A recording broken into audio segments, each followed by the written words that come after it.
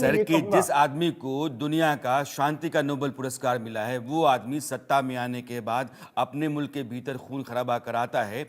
वहाँ यूनुस के इशारे पर ही खून खराबा हो रहा है और हिंदुओं के ऊपर जो अत्याचार हो रहे हैं, आज वो आदमी सरकार का मालिक मुख्तार बन के बैठा हुआ है। दुनिया जानती है कैसे अमेरिका परस्त, खास करके जो डेमोक्रेट की सरकार अमेरिका की होती है, उस परस्त हैं मोहम्मद यूनुस। एक आदमी जो पॉलिटिकल पार्टी बनाने के बाद भी नाकाम रहा, एक आदमी जिसके ऊपर अरबों रुपए के घोटाले के आरोप हैं, एक आदमी बांग्लादेश के भीतर गरीबों का शोषण करने के गंभीर आरोप हैं। उस आदमी को कैसे अचानक ला करके सरकार का मुखिया बना दिया गया, ये अपने आप में सवाल है। इस सवाल का जवाब वहाँ जाता है जहाँ हमारे एक्सपर्ट्स कहते हैं कि यह सिर्फ और सिर्फ अमेरिका के चलते है, क्योंकि अमेरिका जो है मौजूदा सरकार वो सेंट मार्टिन आइलैंड मांग रही थी, एक आइलैंड जो बांग्लादेश के दक्षिण में है, ताकि अमेरिका जो है वहाँ अपना पैर पसार सके और चीन और इस इलाके में जो भी उसके ऑपरेशंस हैं उसके लिए उसको एक सेंटर के तौर पर इस्तेमाल कर सके। शेख हसीना नहीं चाहती थी ऐसा, उन्होंने ऐसा नहीं किया। शेख हसीना को हटा करके मोहम्मद यूनुस को लाना अपने आप में अमेरिका की बहुत बड़ी साजिश है, लेकिन आज की तारीख में हिंदुस्तान के लिए एक बड़ा सिरदर्द है। और कोहली साहब, ये जो हालात आज की तारीख में बन गए हैं, मोटे तौर पर हिंदुस्तान को हो सकता है कि ट्रेड में थोड़ा नुकसान हो, बांग्लादेश को ये अकड़ सी है कि हिंदुस्तान के साथ हम रिश्ते बिगाड़ लेंगे तो मेरा कुछ नहीं बिगड़ेगा, हम हिंदुस्तान का बिगाड़ सकते हैं। मैं डेटा के जरिए जानना चाहता हूं आपसे। नमस्कार राणा जी, सभी पैनलिस्ट को और इंडिया न्यूज के दर्शकों को मेरा अभिनंदन। 4000 किलोमीटर की सीमा है बांग्लादेश की। भारत है या म्यांमार है, मुझे नहीं लगता कि बांग्लादेश चीन से लगता है या बांग्लादेश अमेरिका से लगता है। बांग्लादेश को ऐसा लगता है उसका बॉर्डर अमेरिका से लगता है। मुंगेरी लाल के हसीन सपने हैं। कल तो वो यहां तक बयान दे रहे थे राणा जी कि हम बिहार को उड़ीसा पे कब्जा कर लेंगे और हम यहाँ से सामान आना बंद कर देंगे।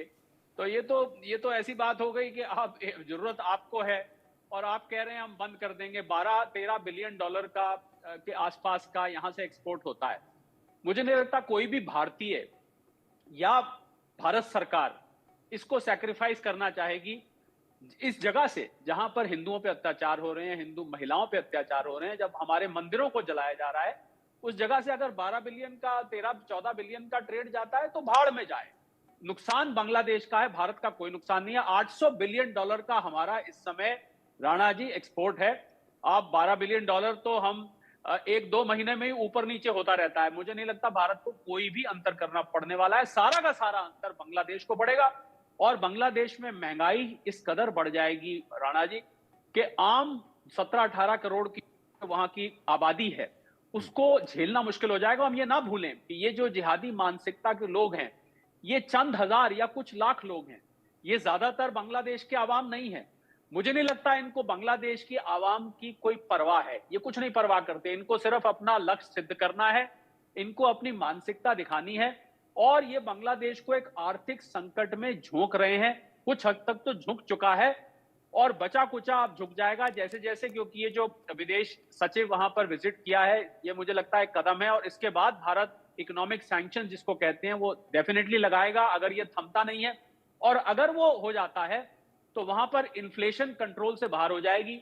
उनके फॉरेन एक्सचेंज रिजर्व्स, कोई भी देश उनसे कपड़ा मंगाना नहीं चाहेगा। मैंने खुद बांग्लादेश के बाहर जाके कपड़े खरीदे हैं, उसकी एक जमाने में तारीफ करी है। लाखों के हिसाब से लोग उस इंडस्ट्री से जुड़े हुए हैं और हैरानी की बात, अंग्रेजी में एक शब्द होता है राणा जी जिसको हम बोलते हैं डाइकॉटमी।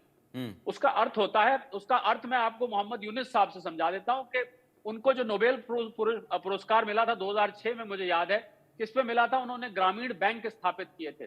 उन्होंने माइक्रो क्रेडिट और माइक्रो फाइनेंस लेके आए थे, महिलाओं को सशक्त किया था आर्थिक तौर पर और गरीबी के अगेंस्ट लड़ाई की थी।